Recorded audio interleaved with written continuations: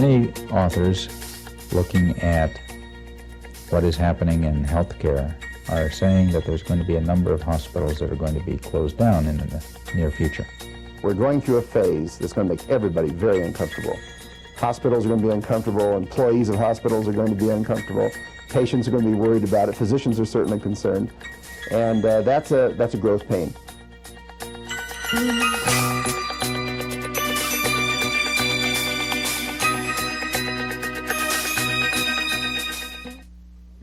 We've heard it before, and we heard it again, right there. The experts see big changes in the hospital business. But how does that apply to you? Out here, where the real action is. Aren't nurses going to keep giving shots on the upper outer quadrant? Aren't we still going to wash the dirty dishes? How can these big changes really affect you on your job? Well, that's what we want to find out here in the next few minutes. Coming up, you'll see some national and local experts that will bring you up to date on national hospital trends, Dayton area hospital activities, and Kettering Medical Center's response to these things. And you'll get a glimpse of how this can affect you in 1984. Probably one of your favorite days of the week is payday. Well, hospitals are no different. When a patient or his insurance company pays his bill, that's payday for the hospital. So you can understand the interest in the first nationwide trend we're going to be looking at, the DRG payment system for hospitals, because it affects the hospital's payday. DRG stands for Diagnostic Related Group, and the payment system is designed to get more value for the government's Medicare dollar. The United States is running out of money in terms of health care. And so the U.S. government said, how can we save some dollars? If we don't save some dollars, we can't take care of all of our people we need to take care of. And they were thinking particularly of Medicare and Medicaid in that particular time. And the decision to change to a DRG is a decision to make the dollar stretch further. So what occurred is the government said, if we're careful and we pay a fixed amount for a diagnosis, that'll encourage the hospitals to be very cost conscious. As a result of that, we're going to save money, and we can use some of that money to take care of more people. So the DRG is a very humanistic endeavor. It's an attempt to help more people. Now at the hospital level, it's not always seen that way. And the reason for that is hospitals have had no real need to be super efficient industries. They've been paid in any case.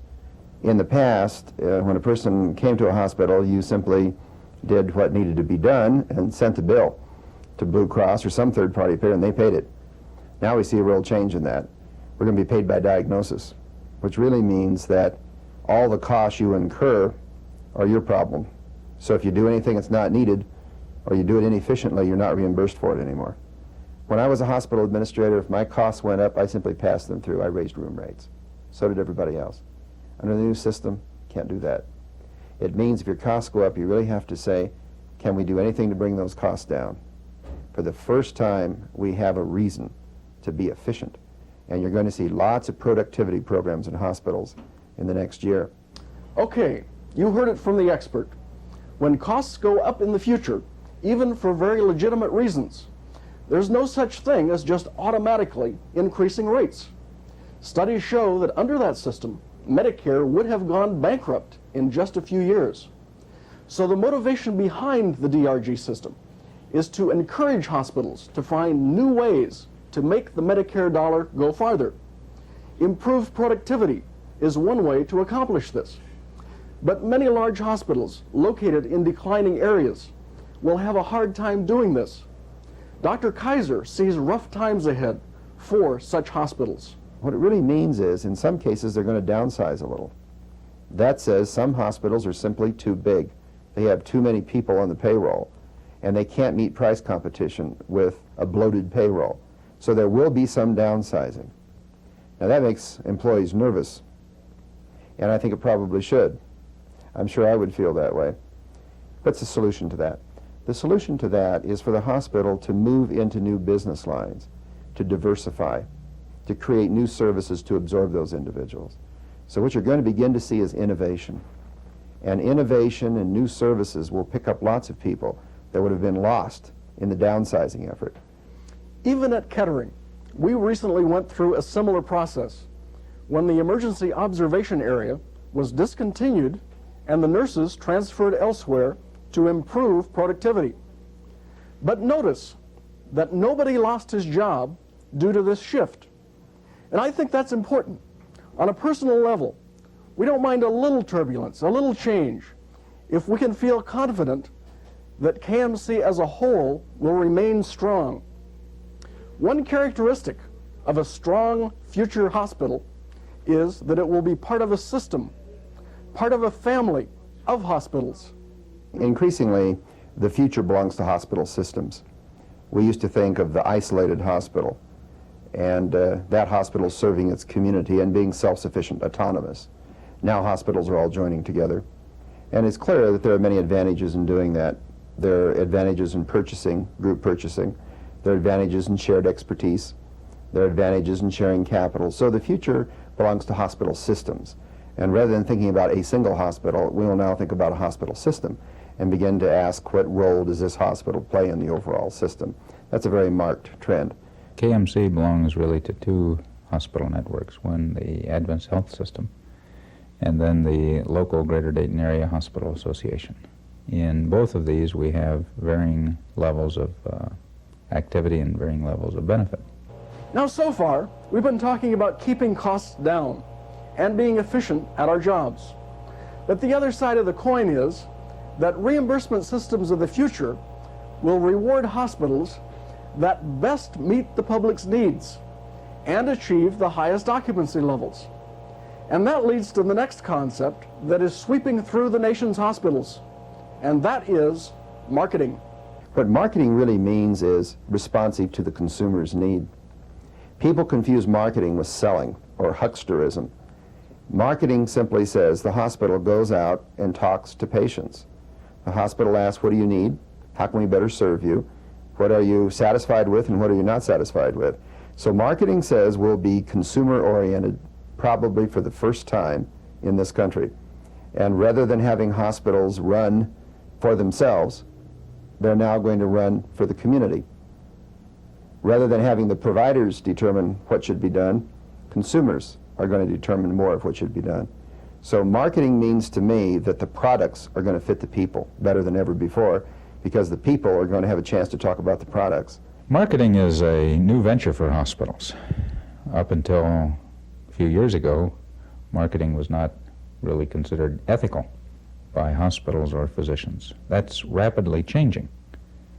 However, KMC will not be taking as hard sell a marketing approach. We feel we've done marketing to a great extent, perhaps not under the title of marketing, but through our media, through public relations, through community health education, and through just good patient care. If marketing is simply going out to see what the people want and need, how does KMC measure up in its latest round of facility and program expansions? The expanded wing at Sycamore, the underground parking garage at Kettering, the outpatient surgery center, the magnetic resonance center, the comprehensive breast evaluation center, the eating disorder service. Will these things meet genuine needs, and will the public appreciate and use them? KMC management would give a resounding yes to that question.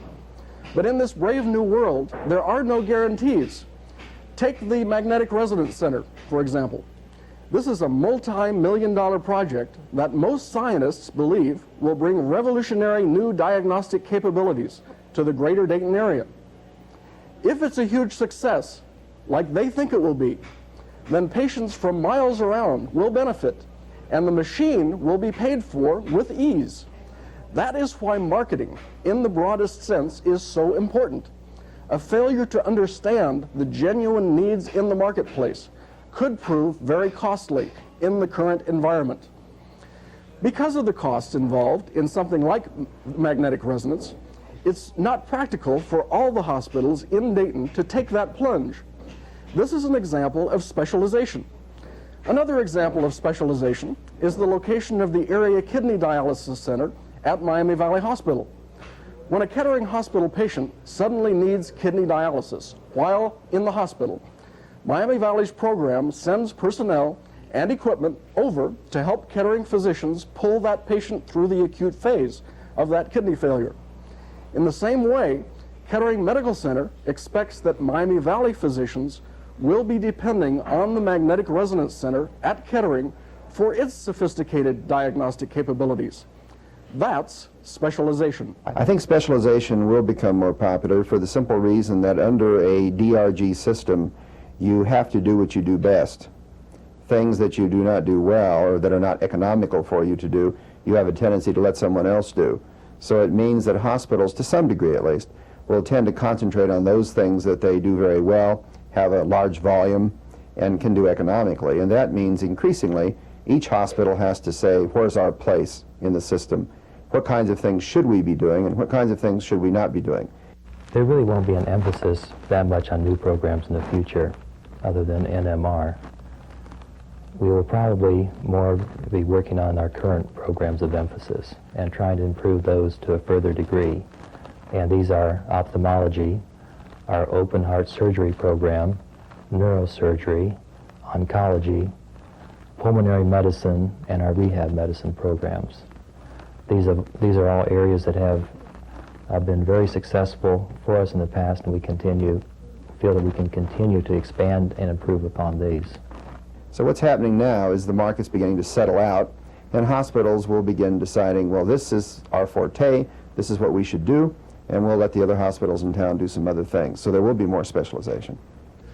You will notice that the most likely areas of specialization are the high-cost, high-technology procedures. But the vast majority of people who come into the hospital don't require extraordinary, unusual care. Instead, they might require routine medical or surgical procedures, followed by a good dose of TLC and high-quality nursing care.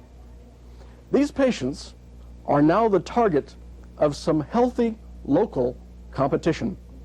The hospitals in the greater Dayton area are competing primarily for the attention of the consumer. I think that we've seen a very definite increase in the amount of advertising and promotion done by the different individual hospitals. As you can guess, with 7 full-service hospitals, all competing for the same community people and so forth, it is extremely competitive there, and I think that will continue. I think the era of competition is greater than it ever has been before. With changes on the national scene with DRG reimbursement, there are incentives to go out and market your services to attract greater numbers of patients. Interesting that in an era of competition, that cooperation grows, and that is the case that we have seen. We have a situation with hospitals individually competing stronger than ever against one another, but yet finding areas of common concern and mutual issues that are common to all of them. Right through the Greater Dayton Area Hospital Association, we identify and assist the hospitals to come together in a cooperative way to address many, many types of common issues. There are common issues on the federal scene regarding legislation, regarding reimbursement changes, likewise on the state level and on the local level. You probably remember an airline named Braniff. If a travel agent you never heard of calls you up to sell you a special low fare to fly Braniff, don't buy it. They're not with us anymore. Will cutthroat competition and price wars like those that occurred in the airline industry spread to hospitals, bringing similar economic disasters? According to our experts, the answer is a clear no. Some folks say 1,000 hospitals will close their doors in the next 4 or 5 years. I don't think that's going to be the case in Dayton for several reasons. One is the size of the institutions and the referral patterns that we have. Secondly, we are not overbedded in the Dayton area like they are in many areas of the country. I think each of the hospitals in the Dayton area are very strong, very viable, a very integral part of the overall community, and I don't see anything happening to any of the hospitals that any one of them would go out of business in the near future. So far, there hasn't been any deletion or cutbacks in services, numbers of clinics operating, and so forth. Those have remained as is. There has been in the area some changes in staffing patterns. Not in the immediate Dayton area, but Detmer Hospital in Troy has announced a number of layoffs to trim their staff back, to bring their staff in line with a proper ratio of employees and numbers of patients. Well, Dr. Kaiser warned us things would get uncomfortable. But occupancy drops are by no means universal. Children's Hospital, right here in Dayton, just experienced its best year ever. But if Dayton businessmen have their way, profitable years at the local hospitals will occur only through improved efficiency and better cost control. Cutbacks on the liberal health care benefits of the past are sure to put a squeeze on hospital income. This idea of more self-payment for hospital care makes a lot of sense, but it also means shorter hospital stays and more outpatient surgery. So it's a good thing that at Kettering and Sycamore hospitals, everyone is tuned in to those two concepts. Businesses, I believe, today are now recognizing that their current and former giveaway programs for health care benefits have had a great influence on how much health care costs have increased. First dollar coverage is one area in which many businesses are now making tremendous strides. They are putting in co-pays and deductibles. That's not the total answer, and the businesses recognize that too. As an example, at Mead, we've implemented a program called Mead Care, in which the employee pays the first half day in a hospital himself. He must have second opinions on major surgery, and that is all just part of cost containment. If the person pays a little of the health care, he will recognize what the costs are a little more and be a little more sensitive to that. Well, is all this good news or bad news? That depends a lot on our attitudes. Take DRGs. If we have fallen into a rut and developed an easy routine for a 2-day, $900 hospital stay for, let's say, a certain kind of eye surgery patient, we may be upset if the DRG pays only $700 for a 1.5-day stay. But it creates the chance for a new kind of hero, because if you are the one who helps the physician figure out a way to squeeze all that needed care into 1 day at $500 cost, all of a sudden that particular eye surgery business becomes a rock of Gibraltar in the sea of change. Jobs become secure, money is available for needed equipment, and so on. In addition, every employee of Kettering Medical Center can contribute to the marketing objective of attracting repeat customers.